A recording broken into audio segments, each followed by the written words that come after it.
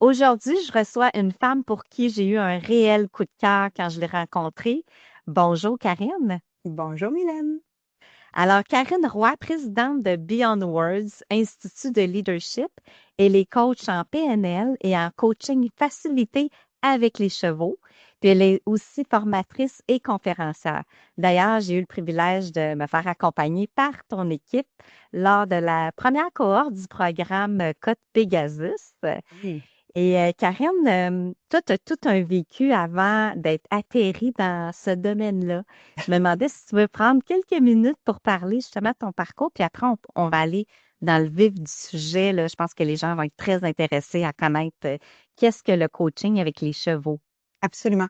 Donc, premièrement, merci de me recevoir, Mylène. C'est un honneur de faire partie de ton aventure. Alors, mon parcours, en fait, moi, a commencé en technologie. Donc, j'ai été toute ma carrière en technologie, près de 30 ans. Et donc, c'est quand même assez récent que j'ai décidé de me lancer dans cette aventure-là de coaching avec les chevaux. Mais en technologie, j'étais beaucoup dans le développement de logiciels, évidemment, en 3D, en jeux vidéo, en effets spéciaux et tout ça. Et à un moment donné, j'ai décidé de faire ma certification comme coach PNL. J'étais déjà coach en entreprise, mais là, j'ai rajouté ça à mon arc. Et en faisant ma certification, j'ai découvert le coaching assisté par les chevaux, chose que je ne savais pas qui existait à l'époque, parce qu'au Québec, c'est très méconnu. C'est pas nouveau, cette approche-là, mais c'est méconnu au Québec. Il n'y en a pas beaucoup qui font ça. Et encore moins au niveau leadership, au niveau... il y en a qui vont faire bien-être avec les chevaux, ils vont faire de l'équithérapie. Mais au niveau, justement, accompagner les dirigeants, les entreprises ou même les gens là, dans leur développement personnel, professionnel, c'est un petit peu moins vu. Et le fait que je le combine avec la PNL, c'est assez unique et intéressant, combiné aussi avec mon parcours, mon background en corpo. Donc, j'ai été plus de 20 ans en gestion, j'ai accompagné plusieurs équipes. Et donc, c'est quand j'ai pris connaissance de ça, et moi, j'habitais déjà sur un centre équestre. J'avais un centre équestre depuis quelques années qu'on opérait ici. Donc, j'avais déjà les chevaux dans ma cour. Toute la forêt, la nature et tout cet environnement-là qui est nécessaire quand tu fais cet accompagnement-là, je l'avais déjà. Et comme on dit, c'est Obélix qui disait quand tu es tombé dans la marmite, quand je suis tombée dans cette marmite-là, j'en suis pas ressortie finalement. Ou j'en suis ressortie avec des super pouvoirs en réalité, quand tu passes à ça avec les chevaux. Je m'attendais pas à ça. Mais moi, j'étais dans mon environnement, dans un leadership, évidemment, dans un monde masculin en technologie, donc un monde très masculin et qui est très axé performance, compétition, chiffres, résultats, objectifs. Donc, c'était beaucoup ça. Innovation, évidemment. Et je travaillais en intelligence artificielle aussi, donc l'innovation là, était très, très présente. Et donc, le cheval, quand j'ai commencé à travailler avec lui, mais d'un côté plus, pas en montant, c'est pas un sport équestre, on ne monte pas à cheval. Quand je fais du coaching facilité par les chevaux, on ne monte pas sur le cheval, on est avec le cheval. Et donc, pourquoi je travaille avec les chevaux? Parce que c'est vraiment, le cheval est toujours dans le moment présent, d'un. Hein, c'est une proie, donc il n'y a pas le choix d'être dans le moment présent, il n'y a pas le choix d'être connecté très, très à ses sens, à tous ses sens. C'est très à l'écoute. Donc, quand tu veux travailler, bien travailler avec un cheval, il y a deux choses qui sont fondamentales. La première chose, c'est que ça t'amène à ralentir, ça t'amène à prendre du recul et à être dans le moment présent, à être à l'écoute. Donc ça m'a amené dans cet espace-là, à vivre au rythme des chevaux pour travailler parce que tu n'as pas le choix que de bâtir le lien de confiance. Et pour bâtir le lien de confiance, ça va passer par le ralentissement, par l'authenticité, par tout ça. Donc ça, c'est un des éléments fondamentaux au niveau du cheval, du bienfait d'être avec les chevaux. En fait, j'en dis, il y en a deux, il y en a quatre. Le deuxième, c'est quand tu prends un cheval et que tu le sors de son troupeau, du coup, parce que dans un troupeau ou dans une horde de chevaux, il y a une hiérarchie, il y a un leader. Et donc, quand tu prends un cheval et tu le sors, tu deviens le leader. Donc, lui, il va regarder l'humain en disant, là, si tu veux prendre le leadership, prouve-moi que tu es un leader digne de moi. Et là, si tu ne l'es pas, c'est là que le troisième élément va rentrer, c'est que le feedback va être très, très rapide. Donc, il va pouvoir te dire non, j'ai pas confiance, t'es pas authentique ou j'ai pas l'impression que tu vas être un bon leader, je me sens pas en sécurité avec toi. Donc, eux autres, fondamentalement, la sécurité, c'est important, nous autres aussi d'ailleurs. Et donc, il va nous le dire très rapide. Et ça, un cheval va agir beaucoup, beaucoup comme un miroir. Tu sais, il n'y a pas de jugement, il n'y a pas d'ego, il n'y a pas de masque. Et il va te refléter ton inconscient au niveau de te dire, y a-tu des croyances limitantes qui sont là? Est-ce que tu l'assumes, ta posture de leader ou non? Est-ce que tu as vraiment confiance en toi ou non? Tu sais, ça va être très rapide. Donc, moi, je regarde le cheval, je comprends l'humain. Et avec le coaching, ben, tu sais, c'est l'heure d'aller poser les bonnes questions au bon moment. Mais en réalité, c'est le coach, c'est le cheval qui est le coach. Moi, je suis juste l'interprète entre les deux. Et ça, ben, ça m'a emmené dans mon espace féminin. Où est-ce que là, il y a l'intuition, il y a toute cette spiritualité-là. Ça m'a amené à devenir un leader plus féminin, développer mon écoute, ma présence, mon empathie. Donc là, moi, je dis toujours, un leader, c'est quelqu'un qui est capable de marier autant la puissance que la présence. Hein. Ces deux énergies-là, ça fait en sorte que cet équilibre-là entre les deux crée un leader phénoménal, à mon avis. Donc, c'est là que ça t'amène les chevaux. Donc, c'est pour ça que c'est mon super pouvoir maintenant. Et j'ai la chance de les avoir à côté de moi. Donc, je suis en gratitude en permanence. Ouais. Puis concrètement, Karine, là, admettons que moi, je suis une cliente, je viens de voir, je veux bâtir ma confiance en moi. Toi, tu détermines le cheval pour moi. J'imagine que tu vas voir le fit. Ça va être euh, oui et non. Ouais. OK. Ouais. Puis une fois que j'arrive, si j'arrive pas de conviction, puis là, je dis au cheval, OK, let's go, on avance, il avancera pas, il va pas m'écouter. Je dois porter en moi une certaine confiance, puis une Ouais. vision pour dire, hey, on s'en va là. Oui. Puis là, à ce moment-là, il va me suivre. C'est comme ça que ça fonctionne? Oui, c'est ça. C'est que ce qui est phénoménal avec les chevaux, étant donné que c'est expérientiel immersif, là, tu as le cheval à côté de toi. Tu sais, on peut parler d'intelligence émotionnelle, de posture, de confiance et tout ça, mais avec le cheval, tu n'as pas le choix que de l'incarner. Et tant que tu ne l'incarnes pas, le cheval va te renvoyer le feedback comme quoi, non, je te crois pas, tu ne l'incarnes pas, t'as pas. Donc, juste toujours, le problème est toujours en arrière du volant. Tu sais, c'est pas le cheval qui avance pas, c'est toi qui n'es pas dans cette posture-là qui va faire en sorte. Et c'est aussi de comprendre, d'être à l'écoute, de comprendre ses besoins, de comprendre les tiens. Donc, l'intelligence émotionnelle, hein, c'est autant tes émotions que celles des autres, d'être à l'écoute de tout ça. Donc, mais ça t'amène à faire le chemin déjà de quand je suis dans cette posture-là, ça fonctionne pas. Quand je suis dans cette posture-là, ça fonctionne. Et tu l'as vécu, toi, justement, c'était ça qui est arrivé, hein? C'est ce J'ai shift-là qui est exactement. arrivé.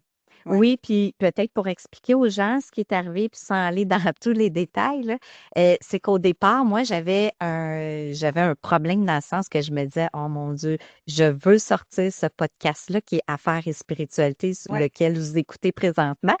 Mais j'avais une petite frousse parce que je me disais, ah, si je parle de spiritualité, comment les gens vont recevoir? Est-ce qu'ils vont me trouver bizarre? Puis je sais que d'un autre côté, les gens sont rendus là, mais je suis arrivée avec une posture très peu confiante en moi en matière de je vais sortir le podcast. Et après, toi, tu me donnes un feedback parce que là, tu me fais voir, tu me posais des questions. Puis là, tu me posais, par exemple, comme question, quelle posture est-ce que tu pourrais utiliser pour avoir plus de conviction puis dire, hey, écoute, finalement, avance dans ton projet. Puis là, je me suis rendu compte que oui, j'accordais trop d'importance à ce que les gens diraient de ce Ouais. projet-là. Puis là, tu Ouais. as osé justement dire qu'est-ce que tu pourrais dire encore plus fort. Puis là, plus j'avais cette conviction-là, plus j'étais capable de faire n'importe quoi avec le cheval. À ce moment-là, marcher sur la bâche bleue. On sait que les chevaux vont pas aller où sont les obstacles. Je faisais marcher à travers, à gauche, à droite, des cônes et tout. Puis là, c'est là que j'ai pris conscience de la puissance. Ça m'a vraiment émue. Parce que je me disais, aïe, aïe, je suis vraiment puissante, je suis capable de faire bouger. Pour moi, tu sais, un, un cheval, ça pèse des tonnes, là. Pour moi, là, il était très, très, très gros. Puis je me disais, je suis capable de faire n'importe quoi quand moi, je suis solide à Ouais. l'intérieur. Puis que là, j'ai changé de discours. Puis là, je me disais, regarde, on s'en fout ce que les gens pensent. Moi, c'est ça que j'ai le goût de faire. Let's go. Fait que j'ai pu reproduire cet état-là après dans d'autres C'est ça. situations où j'avais moins confiance. Je me disais, hey, j'étais quoi avec l'état avec lequel j'étais avec le cheval? Ben, j'ai juste à transférer ça. Fait que ça Ouais, m'a c'est ça. vraiment Parce que beaucoup, ça beaucoup fonctionnait aidé. pas au départ. Si tu te rappelles, quand tu essayais les obstacles, ça fonctionnait pas. Tu n'étais pas capable de Pas du passer à tout. travers jusqu'à temps que tu changes cette posture-là. Oui, Et là, parce que tu as fait le chemin, tu es capable, comme tu dis, de recréer cette posture-là. Tu sais, le chemin neuronal est déjà fait, là. Donc là, c'est oui. juste de repasser dedans puis de l'incarner encore plus, là. Donc, ouais, c'est vraiment spécial. Ça prend quelques minutes souvent, là. Puis là, je dis ce que ça prend des fois des mois en salle de classe à faire, ça prend 3, 4 minutes avec un cheval à comprendre. Ah, c'est Parce que incroyable. Puis, ouais, tu sais, parce que, le premier exercice que tu nous as donné, c'est comme aller connecter avec un cheval. Puis là, j'ai connecté avec le cheval, puis j'arrêtais pas de bâiller. Puis je me suis rendu compte que j'étais tellement fatiguée, puis je me disais, ah, c'est vraiment bizarre parce que, comme tu disais, ouais, il est le reflet de nous, notre état, ce qu'on vit, ce qu'on pense. ouais. Puis ce que Karine, je tu me disais tout demande, à l'heure, oh, oui, excuse-moi, Donc, je Oui, vais dire vas-y. ce que tu disais tout à l'heure, c'est moi qui choisis le cheval, parce que là, je vais parler un petit peu de spiritualité au niveau de l'intuition. C'est que non, en fait, les chevaux, on a 36 chevaux ici. Donc, on en a plusieurs et donc je peux faire des activités. Normalement, j'en choisis 3 quand je fais une session, mais elles ne sont pas déterminées d'avance. Comme demain, là, j'en ai une session. Ça va être demain matin que, en allant me promener, intuitivement, je vais savoir où je vais juste laisser venir à moi quel cheval devrait être avec cette cliente-là demain. Donc, je les choisis pas d'avance et après ça, quand les gens vont aller à la rencontre de ces chevaux-là, tout dépendant de l'énergie qui est là, du dialogue qui va être là et tout, là, ça va être là que le match va se faire. Des fois, je vais vous laisser choisir. Des fois, c'est moi qui vais choisir. Ou des fois, je vais vous emmener à aller dans des places où est-ce que vous voulez pas aller. Donc, tu sais, prendre le cheval que vous voulez pas, ben, c'est justement là qu'on va. Il faut aller, des fois. Tout dépendant de ce qu'on recherche. Fait que, bref, je voulais juste, tu sais, amener cette petite Oui, distinction-là par rapport à ce que tu avais dit précédemment, mais je te laisse aller. Voilà. oui. Ben, en fait, ma prochaine question pour toi, Karen, c'est pas le choix de te mettre dans un état de moment présent, tu sais, d'être Oui, toute là, de pas penser au futur ou au passé, là. oui, Est-ce que ça t'amène justement à développer davantage ta spiritualité parce que tu dois être absolument. connecté en tout temps dans ton travail? Ah oui. Absolument. Et en fait, j'ai réalisé, c'est drôle, hein, parce que nous, on a tu sais, on a souvent les tests de personnalité, les cadrans, les couleurs et tout. Et les chevaux, il n'y avait pas de Paris qui avait, en fait, c'est sa femme qui avait amené le concept des horsenality. Donc, ils ont les mêmes cadrans, ils ont des introvertis, extrovertis, cerveau gauche, cerveau droit. Et c'est drôle. C'est drôle parce que mon cheval principal, il est à l'opposé de moi en termes de personnalité. Donc, moi, je suis très extrovertie, cerveau gauche, et lui est très introverti, cerveau droit. Ce qui veut dire que moi, je suis beaucoup dans l'action et dans le mouvement. Et quand je suis avec lui, j'ai réalisé que plus que je parle, moins que je suis connectée. Alors, nécessairement, j'arrête de parler avec lui et je me connecte à un autre niveau. Et donc, c'est souvent pour le moment présent, pour moi, ça va être les moments avec mes chevaux, ça va être aller marcher. Quand je vais marcher en forêt avec mon cheval, je suis pas sur son dos, je suis à côté. Donc, on marche ensemble, je vais synchroniser mes pas avec ses pas, je vais essayer d'aller dans le même rythme. Et je vais être, il y avait un concept, je ne sais pas si tu te rappelles, dans le code Pegasus, on parlait du ABC, Always Be Connected. Je pense que c'est Penny Pierce ou je ne me rappelle pas qui avait dit ça. Mais le ABC, je suis constamment, en fait, connectée et à l'écoute. Des fois, ça en devient fatigant, là, mais je me promène dans la forêt, moi, puis tous les arbres me parlent, tous les oiseaux, tu sais, je vois des messages partout. Donc, c'est vraiment drôle.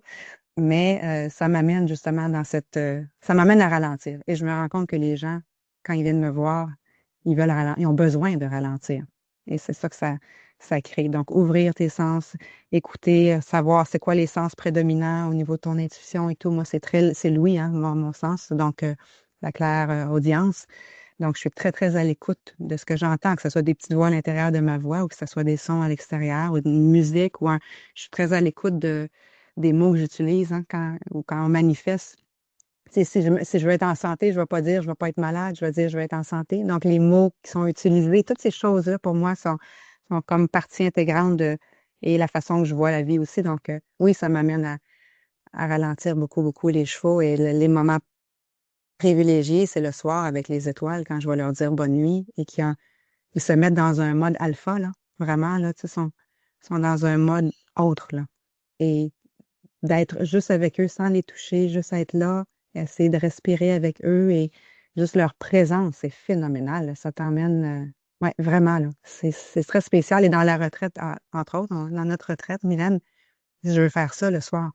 J'aimerais ça avoir un moment où est-ce on va voir les chevaux le soir à la Belle Étoile, là. Ça va être spécial. Ouais. Tu as raison, il y a quelque chose qui se passe, tu sais, je vais souvent là, chez toi, puis quand on passe à côté des chevaux, je t'ai dit la dernière fois, je disais, aïe, j'ai comme connecté avec un cheval, mais je suis devenue émue. J'ai aucune idée qu'est-ce qui s'est passé, mais il y a vraiment une connexion de cœur qui s'est passée. Ah, c'est fou. Je sais pas c'est quoi le message, je sais pas que si j'avais, parce qu'on a tendance à vouloir interpréter, Oui. chercher qu'est-ce qui se passe ou qu'est-ce qu'il est en train de me dire, mais juste Ouais. laisser aller puis d'apprécier aussi qu'est-ce qui vient de se passer. Je trouve ça très intéressant. Ah oui. Vraiment, vraiment. Moi, j'avais fait une expérience. Un moment donné, j'avais un cheval et je l'avais regardé dans les yeux. Je pense qu'on s'était regardé dans les yeux 10 minutes. C'est long, là, 10 minutes, là. Puis elle me fixait. C'était une jumelle. Elle me fixait. Elle m'a pas lâché, là. Puis j'étais proche, proche, proche d'elle, là. Et je la regardais dans, ah, wow, on dirait qu'on voit. même avec des humains. Essayer de regarder dans les yeux de quelqu'un, de le fixer du regard pendant juste 1 ou 2 minutes, là. J'ai déjà fait ça en coaching, là. Et on dirait qu'on voit à travers l'âme de la personne. Oui. On n'est pas habitué à ça, hein, de regarder. Si on porte attention quand on regarde quelqu'un, on va remarquer qu'on va toujours regarder le décor ou, tu sais, on va pas regarder le. Il y a quelqu'un qui m'avait dit ça, à un moment donné, il m'avait dit, toi, tu es une des rares personnes qui regarde les gens dans les yeux et qui soutient le regard. Tu sais. Donc, mais avec un cheval, quand c'est un cheval qui te regarde, oui, ça te C'est met dans un intimidant. autre. Ouais, Quels sont tes rituels, Karine? Parce que là, oui, il y a les chevaux, moment ouais, présent, mais je sais que toi, tu vas participer à des retraites, tu surveilles aussi beaucoup ton alimentation, là, tu te ouais. nourris d'une façon Eh boy, euh, oui. Le saine, matin, en tu sais. fait, ouais, j'ai mon petit cocktail. euh, de vitamines, si on veut, là, les AG1 là, que je prends tous les matins. Et après ça, je me fais mon smoothie. Je m'étais amusée à regarder le nombre d'ingrédients que je mettais dans mon smoothie, là, tous les antioxydants et tout. C'est tout naturel, là, tu sais, des graines de chia, des graines de chanvre, tout ce que je mets, j'en ai 20 ingrédients au total dans mon smoothie. Donc, ça, c'est mon rituel le matin. Je vais avoir yoga. Là, j'ai découvert, comme je t'ai dit, le Qigong. Là, il faut absolument que ça, là, c'est phénoménal. Donc, je vais vraiment me pencher à ça, mais à yoga, méditation, évidemment. Il y a aussi les bains de forêt, que je ne sais pas si tu as déjà expérimenté, mais c'est Shinrin-yoku, Québec. En fait, c'est japonais. Ça a été amené au Québec ici. Ça, c'est vraiment marche contemplative, si on veut, guider en forêt. Ça dure 3 heures ou plus. Et ça t'amène à voir la forêt d'une autre façon, aller chercher l'énergie des éléments, que ce soit des roches, des arbres, de l'eau. Donc, ça, c'est vraiment. Et de plus en plus, hein, les médecins vont prescrire du temps en forêt et du temps en nature à cause des bienfaits qui sont maintenant connus et mesurés et documentés, là. Oui. Donc, Puis j'ajouterais là-dessus, Karen, là, c'est qu'il t'amène aussi à utiliser tous tes sens. Tu sais, oui, qu'est-ce que ça sent, oui, qu'est-ce que tu ressens aussi, qu'est-ce que tu oui, entends dans la forêt pour vraiment tout stimuler les oui. sens qui t'amènent directement au bien-être. Mais il y a une technique que j'utilise souvent en coaching que je dis, c'est les 5, 4, 3, 2, 1, là, 5 choses que tu vois, quelque chose que tu entends, 3 choses que, tu sais, ça fait que tu peux descendre les sens comme ça et là, ça t'ancre vraiment dans le moment présent. Le pouvoir de l'intention aussi. J'ai remarqué quand je marche en forêt, de se mettre une intention qui est très importante, mais j'ai remarqué que mon regard, quand je marche et que je regarde à terre, parce que moi j'ai tendance à regarder à terre quand je marche, je sais que je suis dans ma tête. Donc j'ai conscientisé ça. Et là, dès que je vois que je regarde par terre, là, je me lève les yeux, je regarde plus haut, parce que je sais que là, je suis connectée. Mais si je suis à terre, je suis pas connectée. Donc, c'est des petits trucs comme ça là, qui te ramènent à avoir des mantras, certains mantras que je vais répéter quand je vais méditer. Il y a de la cohérence cardiaque aussi qu'on parlait tout à l'heure, la dernière fois, et qui est vraiment. Puis ça, la cohérence cardiaque, là, pour avoir acheté le petit bidule de HeartMath, là, ça, j'ai vraiment été impressionnée parce que ça mesure ton battement de cœur en temps réel. Et quand on dit là, les pensées ont une influence sur le cœur, en fait, HeartMath a démontré que le cœur, c'est une source puissante d'intuition, là, et que c'est connecté à un champ plus grand que nous et que ça c'est avant la tête. Donc, c'est la connexion au cœur, c'est là la clé de voûte. Et quand on réalise, on sait que les pensées influencent le corps et les émotions, les ressentis et tout. Mais quand j'ai conscientisé avec ce bidule-là là, que la puissance des pensées sur même les battements de cœur, parce que tu peux voir quand tu es en cohérence cardiaque et ça t'emmène dans un espace d'amour, de gratitude qui met ton corps en auto-guérison à ce moment-là et qui va aussi être bon pour au niveau de la clarté, au niveau des émotions, au niveau de tout ça. Et quand tu vois que là, il y a une pensée qui passe dans la tête et que le battement de cœur, automatiquement, la cohérence cardiaque, elle tombe. Et tu n'es plus en cohérence. Là, ça a pris 1 seconde. Et là, tu enlèves la pensée, tu reviens dans ton cœur et la cohérence revient. C'est que tu as un feedback immédiat sur OK, voici ce qui se passe dans mon cœur. Quand tu conscientises ça, tu te dis oh, OK, wow. J'ai vraiment, imagine le cœur. Le cœur, ça va être un roller coaster pendant la journée au complet, là. Une C'est très seule bon, pensée qui fait changer, mais c'est vraiment génial, c'est ces ça. petits outils-là. Là, moi, je suis très une fille à gadgets, là. J'ai tout plein de Oui, gadgets. puis moi aussi, je l'amène chez mes clients. Puis c'est drôle parce que mes clients, ils veulent tout de suite, tu sais, c'est des gens de performance, ils veulent Oui, bien scorer, ils veulent avoir sur une bonne note. Fait que là, tu sais, ils voient la part réelle. Tu sais, quand ils sont dans le rouge, ça veut dire qu'ils sont vraiment pas en cohérence cardiaque. oui, Puis là, tu vois là, que ça les travaille. Fait que c'est drôle de voir le mécanisme aussi de performance derrière oui, l'accomplissement là, des résultats. Puis c'est ça, tu sais, il y a des gens qui disent, oh, moi, j'aimerais ça être aligné. C'est une meilleure façon d'aligner, ben, meilleure façon, une très bonne façon d'aligner la tête, le cœur, les oui, poumons. Quand tu es en cohérence, tout fonctionne en même temps, en synchronicité. oui, Puis c'est comme ça qu'on va aller chercher les meilleures idées parce que, tu sais, oui. ce que ça amène la cohérence cardiaque, c'est oui, une certaine paix d'esprit, de la clarté, puis une légèreté, là, tout ce qui est gestion du stress et tout, ça va vraiment aider, là. Ouais. Puis ça te fait prendre conscience aussi, tu sais, on a des rituels, ben, c'est pas un rituel, mais c'est une pratique ou une habitude, c'est la respiration. Je dis toujours, on n'apprend pas à respirer, hein, on n'apprend pas à nos jeunes à respirer. Et c'est un outil. On a deux outils phénoménaux pour nous guérir en tout temps, c'est la nature et la respiration. Et les deux sont gratuits. Et les deux, on les utilise pas à bon escient, finalement. Donc, quand tu prends conscience de ça, du pouvoir énorme là, sur le système nerveux, sympathique, parasympathique et tout. Donc, le pouvoir de la respiration, c'est phénoménal. Donc, on a tous les outils. Et Oui. malheureusement, c'est ça. Il faut les conscientiser. Il faut aller dans les espaces, finalement, qu'on n'est pas habitué d'aller, que la société ne conditionne pas à aller. Et c'est pour ça, hein, tout le côté spirituel. Spirituel, moi, je dis toujours, c'est pas un dieu, c'est pas une religion. Le côté spirituel. Moi, là, j'avais lu à un moment donné une citation qui disait God is wisdom within. Et pour moi, c'est ça. C'est ça le Dieu, c'est la sagesse que tu portes en toi, qui sait déjà, ton higher self qui est connecté à tout ce qui est, tout ce côté-là énergétique autour de nous. Pour moi, c'est ça, et toutes les réponses sont là. Et quand tu avances dans la vie avec tu sais, mes croyances fondamentales, c'est qu'il n'y a pas de hasard. La vie est bien faite, la vie est une école, tout arrive pour une raison. Et j'ai une confiance non, inébranlable en la vie.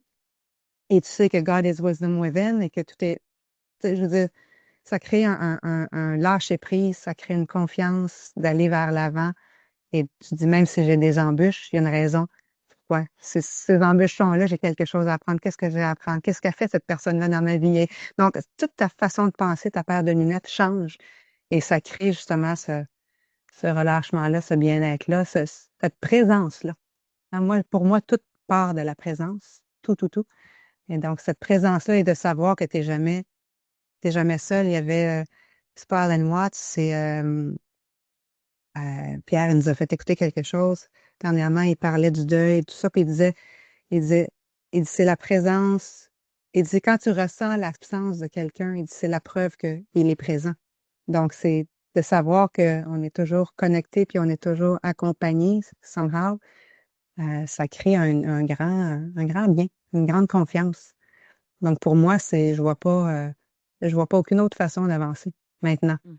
Et j'étais pas comme ça il y a 15 ans, là, mais maintenant, mon mantra principal, c'est de suivre mon cœur et mon intuition. C'est Steve Jobs qui avait dit, suis ton cœur et ton intuition, ils savent déjà qu'est-ce que tu veux devenir. Donc, pour moi, c'est la façon d'aller de l'avant. Est-ce que tu connais des pratiques spirituelles qui t'impressionnent, que tu aimerais explorer davantage? Ah, le Qigong, c'est sûr. Ça, c'est le numéro un sur la liste pour tous ses bienfaits parce que c'est très, très, c'est l'énergie au cœur de tout ça, hein. C'est une, donc, ça, c'est sûr que je vais regarder ça. Toutes ces connexions-là aux éléments, pour moi, sont importants. L'eau, le feu, la terre. Et la place que j'ai vue qui avait le plus de connexion, c'est dans la retraite. Je suis allée dans une retraite au mois d'août, une retraite de chaman. Et on faisait le tour des éléments comme ça. Et j'ai jamais vu des gens aussi connectés, autant d'amour à la même place en même temps pour des gens qui se connaissaient pas avant. Donc, à la fin de à la fin de du week-end, j'étais assise et je regardais le dernier rituel là, qui était en train, et les gens qui chantaient, qui dansaient, qui se faisaient des câlins, tout ça. Puis là, j'ai remarqué, j'ai dit, c'est incroyable. J'étais assise dans le gazon, puis j'ai dit, c'est incroyable de voir la gratitude, l'amour, le respect qui est, qui est là. Et l'élément qui a fait en sorte que ça a été possible, c'est cette connexion-là à la terre, qui appelle Pachamama, la terre, le ciel, les étoiles, tout ce qui est là, les arbres, cette nature-là qui a toujours été là dans le passé et qui maintenant est de moins en moins là, hein. Même il y a des études qui ont montré à quel point notre connexion à la nature, elle a perdu, je pense, 75% dans les derniers 100 ans. Donc, c'est fou comment on est déconnecté. Mais quand on se reconnecte à ça, on dirait que c'est le point qui nous unit tous, hein. On vient tous de la terre, donc, et quand ça, c'est présent, il émerge de l'amour, il émerge toutes sortes de belles choses. Je me disais, imagine, tu prends ça à l'échelle mondiale, qu'est-ce que ça ferait d'être capable de faire ça? Est-ce que les gens réalisent l'importance de ça? Alors voilà. Merci beaucoup, Karen, pour Ben, ta sagesse. J'aime toujours nos discussions très profondes ça pourrait durer des et heures et des heures. inspirantes. Merci beaucoup, Karen. Merci à toi, Mylène, de m'avoir reçu. Ce fut un honneur d'être là avec toi aujourd'hui et de partager ça avec toi et avec les autres.